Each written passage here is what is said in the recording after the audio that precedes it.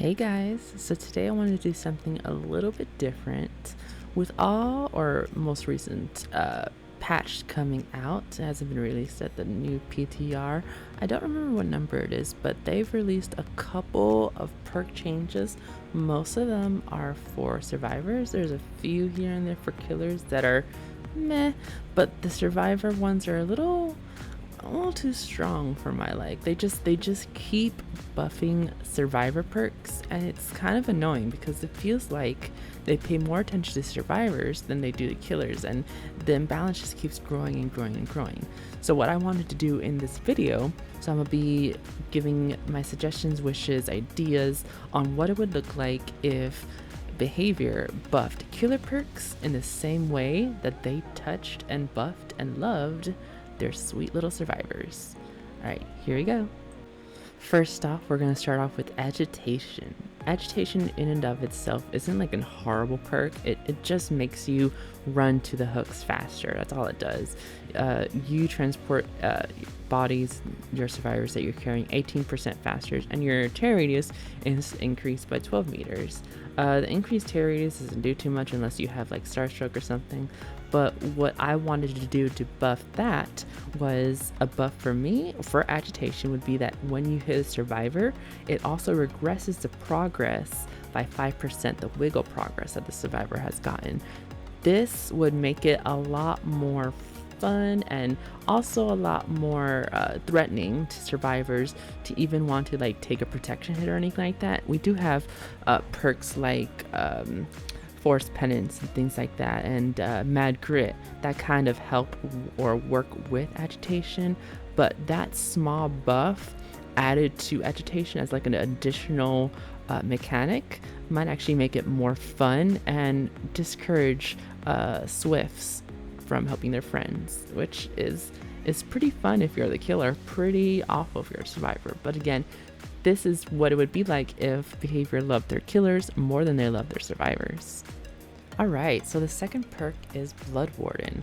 What this does now is that after hooking a survivor once the exit gates are open, the entity blocks the gates for 60 seconds. And you are able to also see the survivor's auras if they're in the gate area.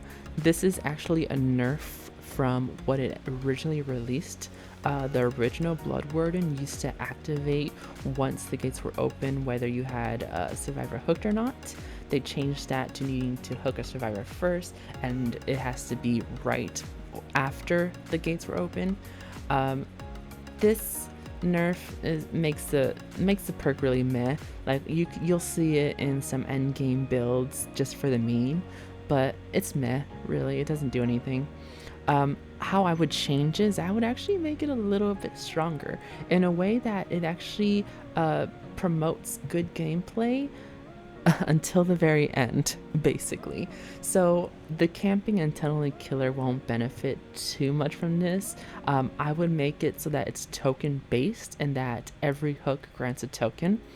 How this works is that every token gives you an extra 10 seconds. So it starts off first token 10 seconds once the gates are open, whether someone's been hooked right after or not. So we take away that parameter right off the bat. So if you only get like 2 or 3 hooks, if you get 3 hooks, 3 tokens, once the gates are open, the gates are blocked for 30 seconds. Not the light switch where you have to open it once the gates are actually open. How I would change it so it's not too OP is that you just wouldn't be able to see the auras anymore. But theoretically, the max would technically be like 120 seconds, but at that point everyone's already dead. By the time you get 12 hooks, everyone's dead at 12 hooks. So 120 seconds, it doesn't really matter. And if you get to your last survivor and you have 11 hooks, 110 seconds, I mean, it's the last survivor. Yeah, they're not gonna live anyway. They're the only ones in the game. So if you can get at least 9 survivors, then there you go. Or 9 hooks, I mean, hook states. 9 hook states, you get a 90-second blocker, and that is really strong.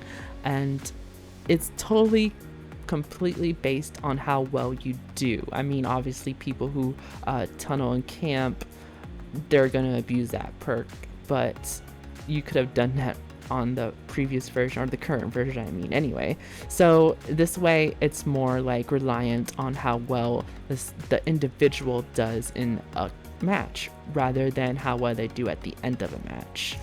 Next up, I wanted to do Iron Grasp. So what it does now is that it decreases the effects of survivor struggling or wiggling by 75% and increases the amount of time it takes for a survivor to wiggle off while you're carrying them by 12%. The fix I want to put on it is mostly due to the buff that survivors are getting for Boil Over. What Boil Over does right now is that it increases the effect of wiggling or struggling the survivor is doing to you by like 75%, I believe, and it also doesn't let you see the auras of the hooks by like 16 meters, I think, or 8 meters. So they're buffing it so that they're increasing the aura blocking of the hook you're trying to hook the survivor on, and they're increasing the struggle effect on the killer by like 100%, so well, to 100%, so they're buffing it by 25%, which the difference in that 25% is quite a lot. While you're carrying a survivor, you will basically not be able to move. It'll be incredibly difficult. On top of that, you could potentially drop a lot of survivors because you just won't be able to see the hooks anywhere nearby. Now, I don't remember the exact aura distance that they're increasing it to. I think it's just by 8. So I think potentially that right now the aura reading is 8 meters. You can't see the hook 8 meters near you. They're increasing it to 16 meters. So it sounds meh, but then they added a new mechanic to it. So while you're carrying Survivor, if you drop down, like if you drop down some stairs or hill or anything like that, and they have Boil Over, they instantly get a 25% wiggle progress from you dropping down in order to hook them, which sounds like crazy to me. Like I see a lot of Swifts abusing that or like playing with the killer, and if like maybe the killer gets cocky and they have like agitation or something, like you can see how that might be potentially a bit abused, or maybe they're on a hill or something. I don't know, it's just crazy. The new mechanic is crazy. It's bad enough that they increased the struggle effect by 100%. It's even worse that they added this new mechanic to make it harder to get your hook. Increase the struggle effect to 100%, or reduces the struggle effect by 100%, and then also increase the time it takes for a survivor to struggle up to 20%. So this way, if you don't have Boil Over, or they don't have Boil Over, but you have Iron Grasp, you just made it really strong, and if they do have Boil Over and you have Iron Grasp, it basically doesn't do anything. So that's a good counter. I mean, not many people run Iron Grasp anyway, unless you're doing like another meme build for like a basement killer or something like that, but making it just tweaked a little bit makes it a lot better to deal with. Next up, the infamous Insidious. So this perk is used a lot by basement killers or people who are just trying to camp, especially Bubbas, to be honest. But it's a really outdated perk. What it does right now is that you just have to stand still for like 2 seconds, and then you are granted the undetectable status. What that status does is it takes away your tear radius and the red glowing light in front of you, so survivors can't tell that you're there or where you are. So what I want to change this to makes it more viable for all killers and not just people who want to be jerks and camp. My fix or my buff would be for that you have to stand still with Insidious for 5 seconds, and then you are granted the undetectable status. Once you're standing still for 5 seconds, you're able to move around, and that undetectable status persists for 15 seconds. So basically stand still for 5 seconds, and then you can walk around and sneak on somebody for 15 seconds. That sounds like it could be used a lot more by a lot more situations, a lot more killers, and doesn't require you to be a camping Bubba in the basement. So essentially it kind of makes it into a new version of Tinkerer. I mean, you wouldn't know what gens are being worked on or almost complete, but you would basically gain the same amount of time of an undetectable status as you would with Tinkerer, and that makes it really cool. You still have to like stand still, maybe not 5 seconds, to increase the number that you have to stay still by like 8 seconds. You stay still for 8 seconds and then you get 15 seconds of undetectable status. That sounds like it can be used better without being too OP. I don't know, but that definitely sounds like a cool idea at the very least. Next up, Monstrous Shrine. So what this does currently is very meh. When you run the numbers, a 9% faster energy progress while you're in the basement really doesn't account to that much. I think someone said it was like maybe like what 3 seconds that is taken away. It's really not that much. A 15 increased difficulty on escape attempts. I mean, no one's really escaping that much, but when they do, it should definitely be more than 15%. And what I mean by that is when they're trying to Kobe, it should definitely be more than 15%, especially while you took the time out of your day to take them to the basement and they had the nerve to jump off. No. And then the other thing is like what 9% penalty to when you try to escape. It should be a little bit more, because first of all, you had the nerve to try to Kobe in the basement. You should be taking a little bit more of a penalty. What my buff to this trash perk that really does nothing would be is more so a buff in numbers, and then maybe like a few 1 or 2 new mechanics added to it just to make it more fun. So what I would do is that I would change the increased entity progress from 9% to 15%. I would also increase the chance or decrease the chance to escape or Kobe by like 50%. So there's already like a 4% base chance to Kobe, and then there's like 1 or 2 other like meh perks that increase those chances by very little that no one really runs.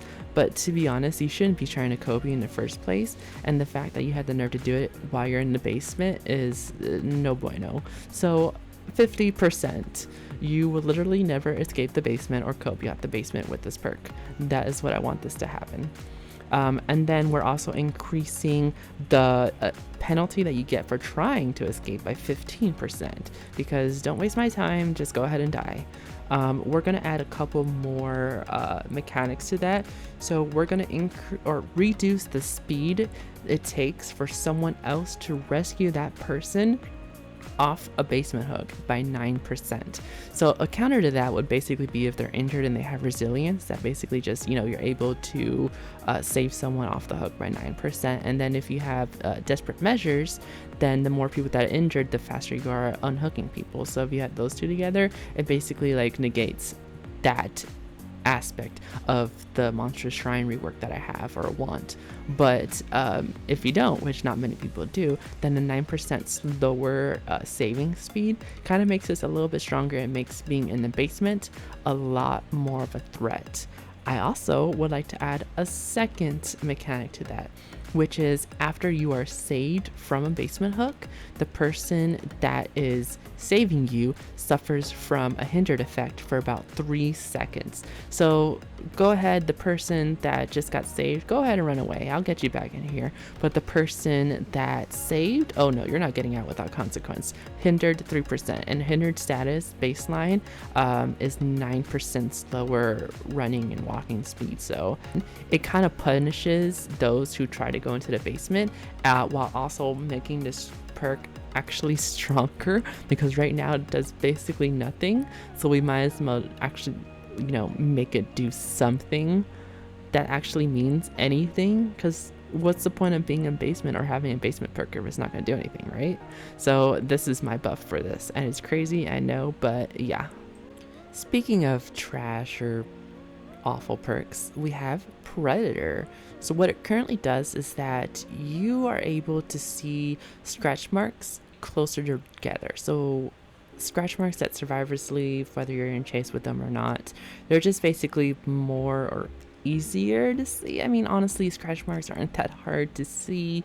They don't need to be considerably closer together in order for you to track someone. So this perk basically does literally absolutely nothing.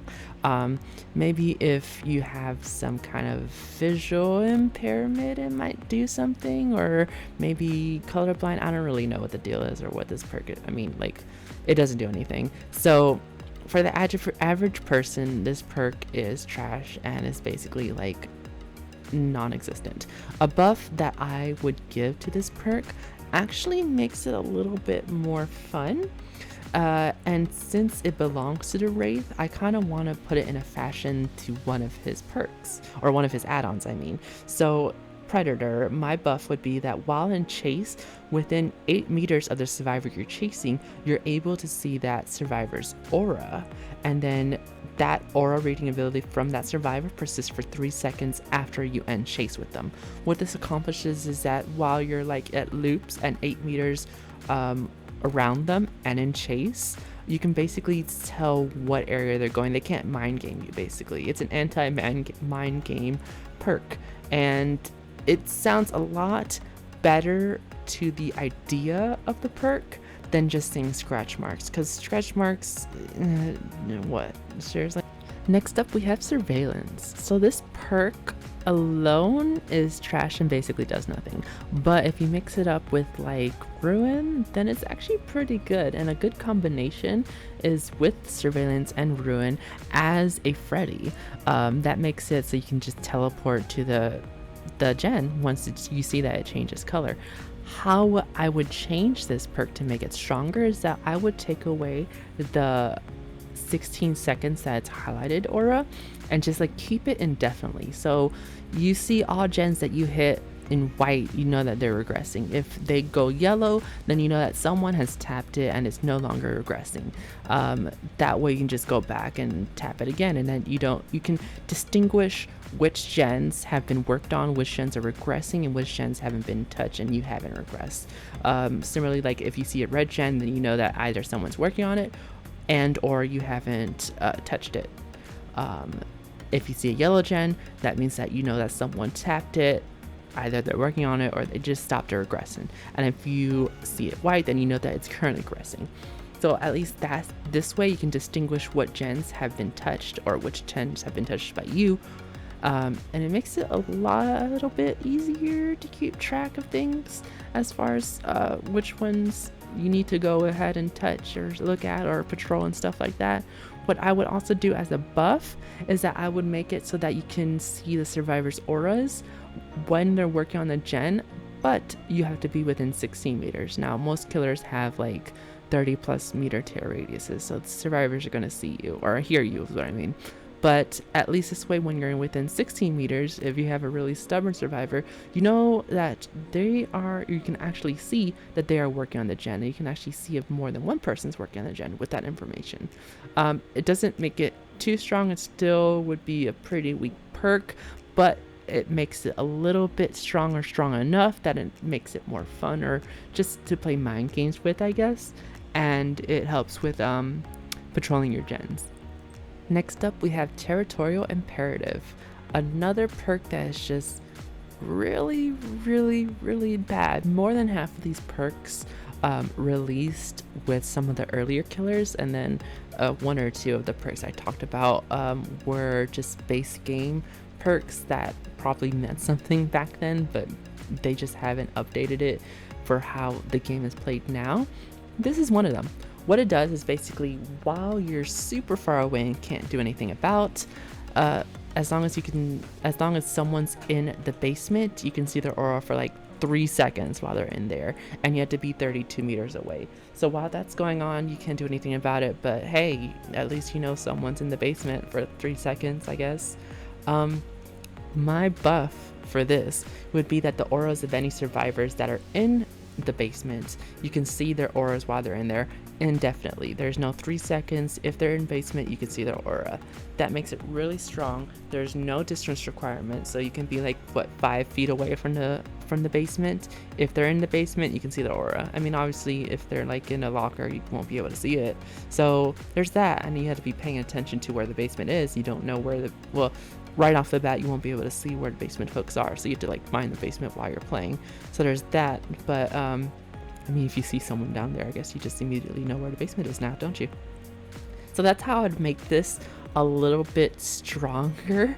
I mean, knowing where someone is in the basement, is that really OP? No, not unless you're like basement camping, but at the same time you're already there, so it doesn't really matter whether you can see the aura or not if they're in the basement. And then also there's a cooldown on this perk for some reason. Just take away that cooldown.